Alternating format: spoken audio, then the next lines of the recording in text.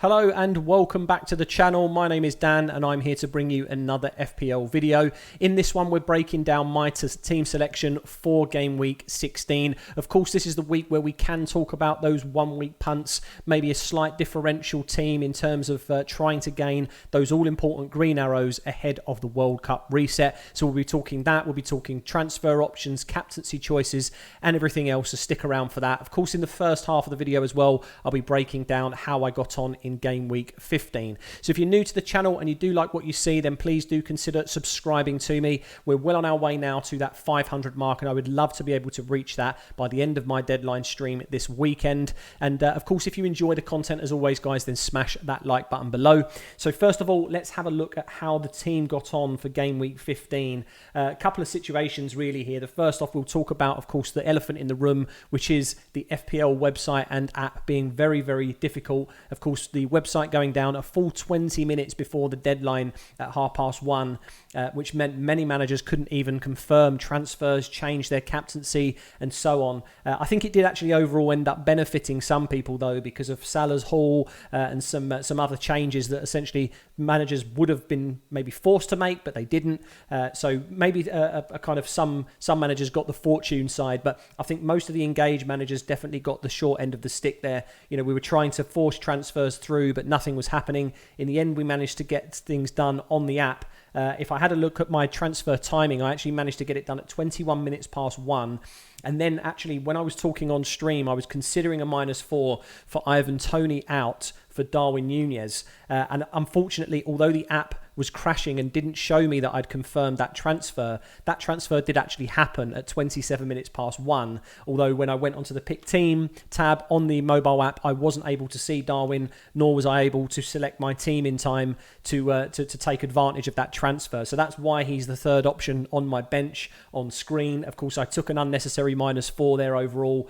But, you know, that being said, the grand scheme of things is that I probably would have played him ahead of, let's say, Mitrovic, who we knew was going to be on the bench at this point. So the reality is James Justin would not have substituted on for Mitrovic. I would have had Darwin instead of James Justin. And I was talking on the stream about playing Nico Williams ahead of James Justin. So I don't think I would have gained, say, Darwin's points ahead of Nico Williams. I probably would have ended up getting Darwin's points ahead of James Justin's. So the net sort of plus would have only been the 4 points that I didn't take as a hit. So unfortunate, but these things happen. I've kind of done that to myself a little bit, really. I was trying to force that transfer through and I shouldn't have, realistically. I should have just let my team stay as it was. I managed to change my captaincy. I got everything else done. So that's why I took the -4 in the end. So disappointing, but it is what it is. So scoring 59 points with a -4, bringing it down to 55. It wasn't enough to net me a safety score or a green arrow this week, unfortunately. So I did take about a 70k drop, still in the 1.1 million range, but just, yeah, a little bit disappointing to have not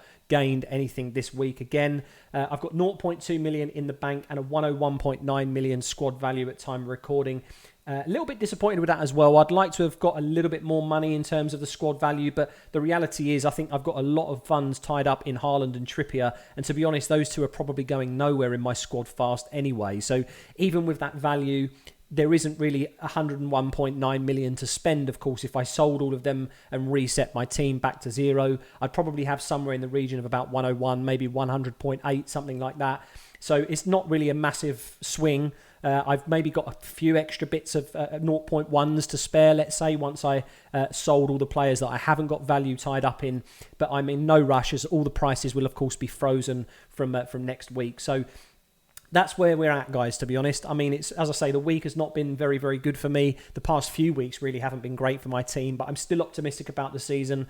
You know, I think FPL have acknowledged that they have made mistakes in terms of the website infrastructure. They're trying to solve problems to stop this from happening again, where so many people were trying to access the server at the same time. So I hope they do fix those issues ahead of all of our future game weeks. But even then, you know, I just think we need to be vigilant as managers and try our best to essentially, you know, negate that moving forward. So Yeah, I won't break down every single scorer in my squad, as all the scores are, of course, on the screen, but I do want to mention a couple of key players that are, for me, are kind of key talking points, really, of this week. Cancelo, first off, with the red card. Of course, for any manager that captained him, I think that's a really unlucky week.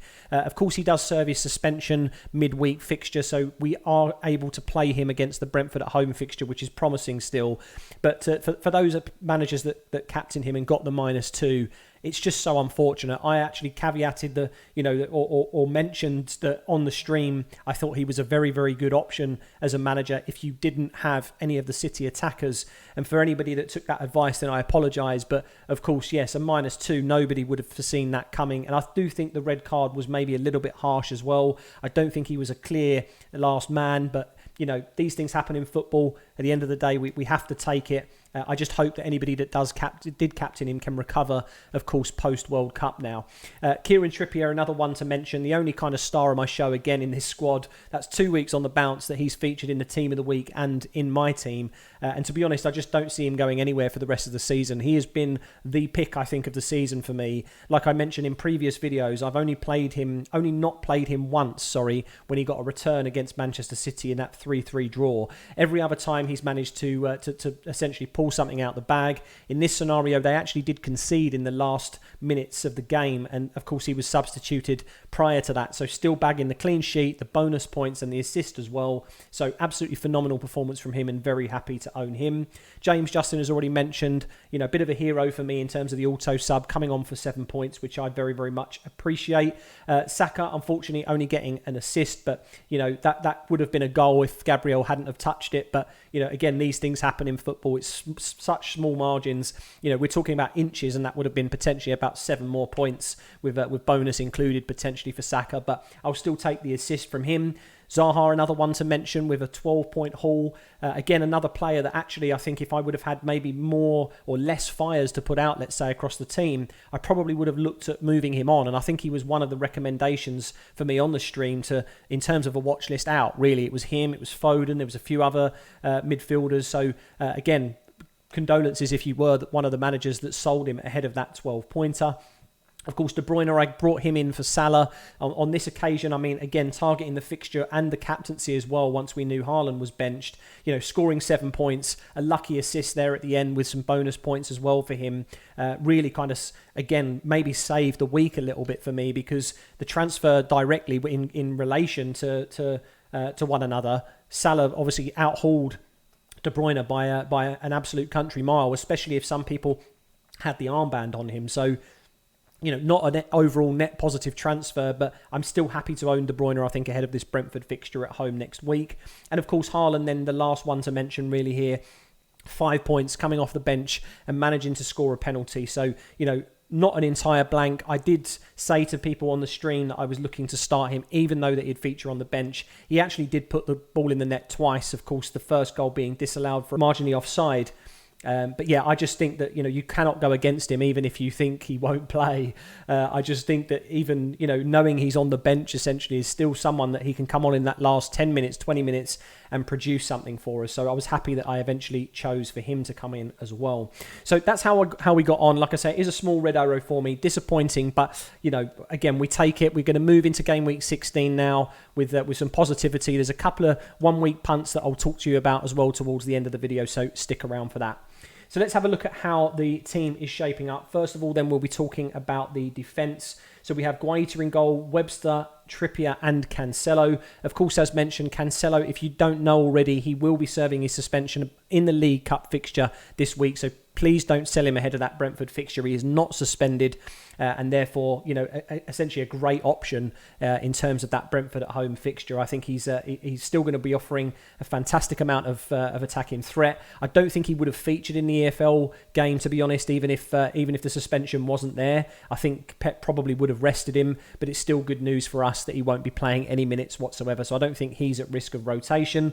Trippier, of course, on paper does face Chelsea, but at home I still think that's a very good fixture for Newcastle. Above them in the table, they're looking much better in terms of form. The defensive outfit for Newcastle, I think, is looking very, very strong. And Chelsea, of course, at the moment in a little bit of turmoil again. Even though changing their manager, they've still not really hit the ground running and they can't seem to get their shooting boots on. So I still think that Trippier offers a great pick ahead of that Chelsea fixture. Of course, Webster against Villa, they bounced back against United, and I imagine that form will continue on. We'll see how they get on tomorrow night against us once again in the EFL Cup, although I do expect both squads to be pretty much heavily rotated there. But the Amex has been a very, very good stadium for Brighton this season. They've done very, very well there. So I think Villa may find it a little bit difficult to break through. Of course, they had the home advantage against Manchester United. So we'll see. Maybe Webster is a sort of option that could be sold this week. But the reality is in game week 16, because it's the last week ahead of the World Cup, I don't really want to spend time on a defensive transfer, I don't think, this week. So I think he gets the nod ahead of now the injured James Justin, which of course he took a knock in the EFL fixture yesterday. Finally, then Guaita in goal against Forest. I think that's a very good fixture for him. So hopefully he can bag me one more clean sheet before the World Cup. Then moving into the midfield here, unchanged from last week, of course, as well. De Bruyne, Zaha, Saka and Rashford, all with very favourable fixtures. 3 of them do have away fixtures there, but Forest again on the road.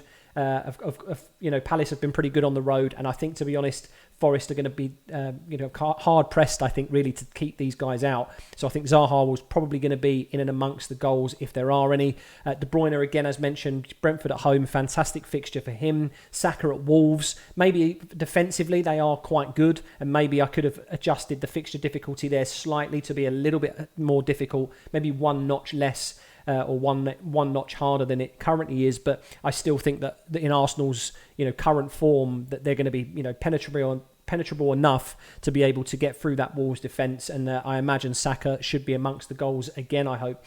And of course Rashford, like I say, I'm happy to own him. He did go maybe a little bit missing in that Villa game. I didn't see what I wanted to see from him, but I still think that, the numbers that he was putting out prior to that game, I still think he's got the potential to do some damage here at Fulham. So again, someone that I'm not considering moving on, especially ahead of a fixture like that.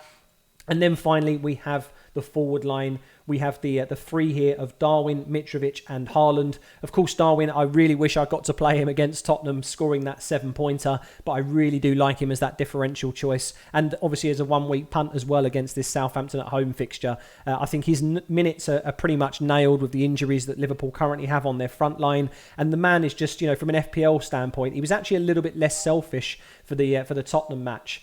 He actually assisted Salah in the first goal, and I just felt that he was looking out, let's say, for his strike partner on a little bit more of a regular basis. So I'm hoping that that's not entirely the case. Of course, I don't own Salah anymore, so I want him to be maybe a little bit more selfish, but I still think he's an outstanding pick.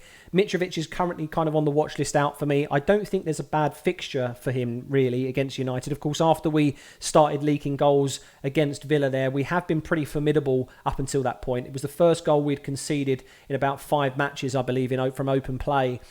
So those 3 goals that we've conceded, I can see Mitrovic potentially being a goal scorer in this fixture as well. But I think with him being flagged, and realistically with the money I have in the bank, he's more than likely going to be the one transfer that I use to go for an extra 1-week punt, essentially.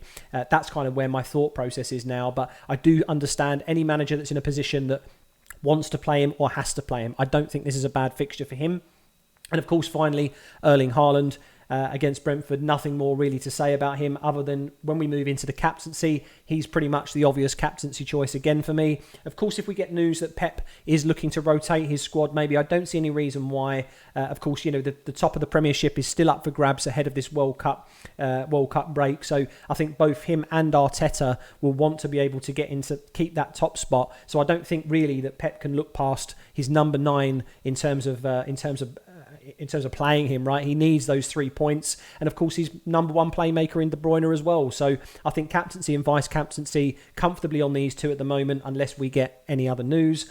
Moving into the bench then, finally, we do have Iverson, that obviously doesn't really play, so nothing to mention there. We do have James Justin. I haven't updated the graphic, but he is now flagged as a 50% chance of playing after receiving a knock in the EFL fixture, so I doubt he will feature for me. Then I've got Andreas and Nico Williams. So really, I don't expect the benching guys to come in for me. I don't think it's going to be changed in terms of my squad, like I say, unless we get any last minute news. So feel free to join me on the live stream this weekend to check out the final team.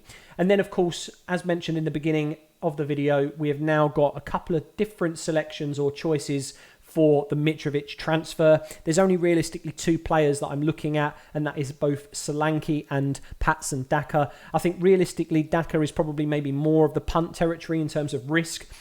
I'm not convinced on how many minutes this man gets. His average minutes is something around the 60, 70 mark, which we don't really want, but I really do actually fancy Leicester against West Ham.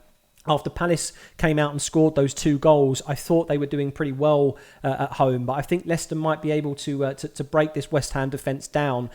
From a chance creation perspective, of course, Maddison in that number 8, number 10 role, I think Daka could potentially benefit from that. And to be honest, that's why I'm looking at him. The other alternative, of course, is Solanke with an Everton at home fixture. He's maybe a bit more nailed and maybe more of the safer option out of the 2.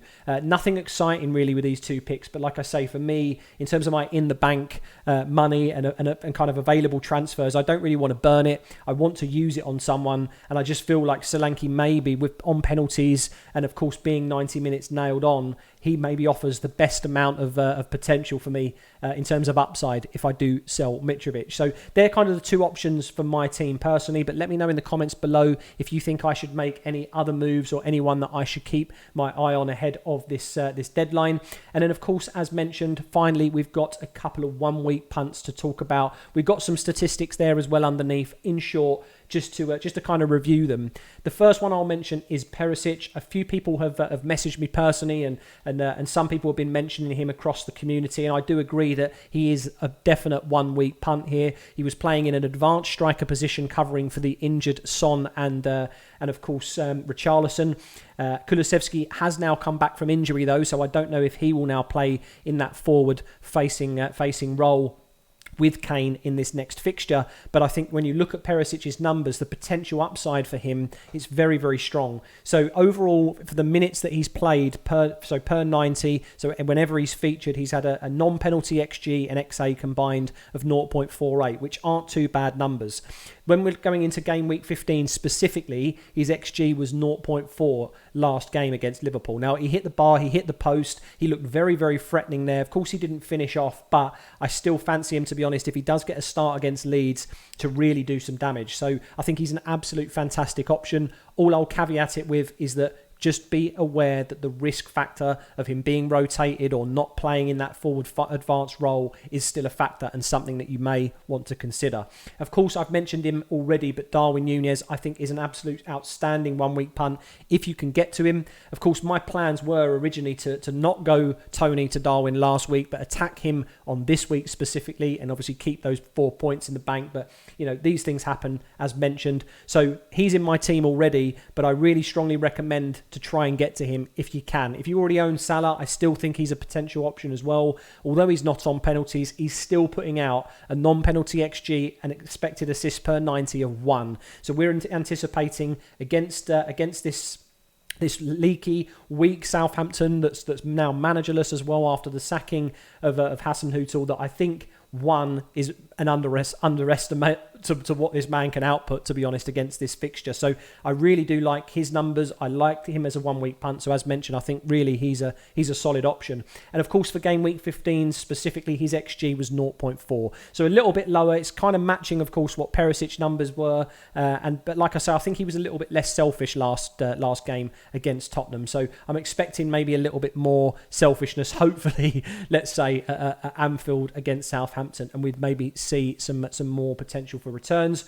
Kulusevski next up. I'm not sure how many minutes this man gets, but now he's returned from injury. He was on the pitch for like 90 seconds, I think it was, before he got the assist for Kane against Liverpool. Looked really sharp. Fantastic to see him back on the pitch, to be honest. And yeah, of course, the numbers prior to this game week, he was putting out a 0.41 expected goal and assist ratio, which a little bit lower than Perisic. But if you're not in the market for a defender and you want someone maybe to replace a Maddison, maybe someone to replace a Bowen, someone like that as a 1-week punt, potentially you look at Kulusevski.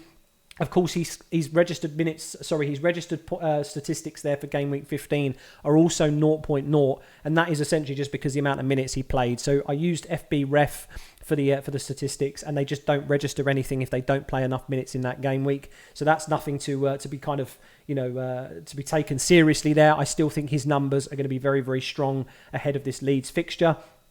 Then we go into this man, Rodrigo. Speaking of Leeds, yes, they are going to be playing Tottenham, but this man's numbers are absolutely outstanding. It's worth noting on his game week 15 XG of 0.9, it was against Bournemouth. So yes, a little bit of a, let's say, a weaker team in terms of rankings, but you know, they scored 4 goals. He was a penalty taker as well on that one. Maybe he does get the penalties ahead of Bamford, even if they're both on the pitch. Who knows? But 0.9, that's an amazing number. Of course, I think the penalty did help him out there, though, because that's not non-penalty XG, that is expected goals. And then, of course, with the non-penalty XG and expected assists overall per 90, registering a massive 0.62. So as long as this man gets solid minutes, I think he is a very, very strong pick. And again, it's someone that in the midfield, if you're in the market for someone, I think the midfield is an area where it is quite congested in terms of positive picks, like Trossard, Rashford even can be probably put into the mix, even though his form wasn't fantastic. You know, already mentioned Bowen. We've of course got Kulusevski now in the mix. Maddison is on form. There's lots of players that maybe you'd like to consider above him, but I just think when we're in the 1 week punt territory, this is the type of person that maybe I would go for if I was in the market for a midfielder. And then finally, as mentioned, Patson Daka, I think his numbers are also being maybe a little bit underestimated, or they've just gone amiss, because I haven't seen many people talking about him. Yes, he's a minutes risk, but I think, again, if you're going into the punt territory like I am, I think he is someone that we can consider. 0.61 are his non-penalty expected goals and expected assists per 90 so far.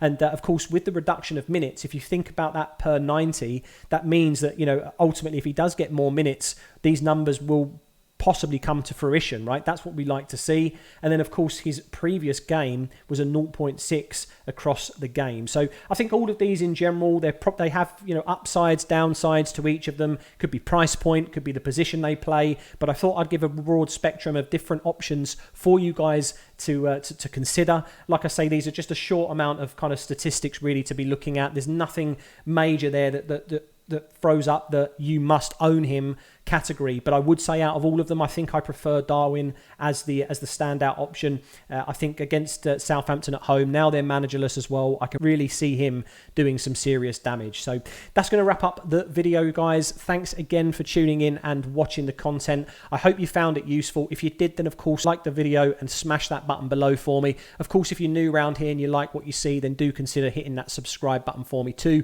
It always helps the channel, and of course I am looking to reach that all important 500 subscriber mark. So again, hopefully you found the content useful, and thank you very much for watching the video, guys. I will no doubt see you in the next video or a live stream very, very soon. Take care.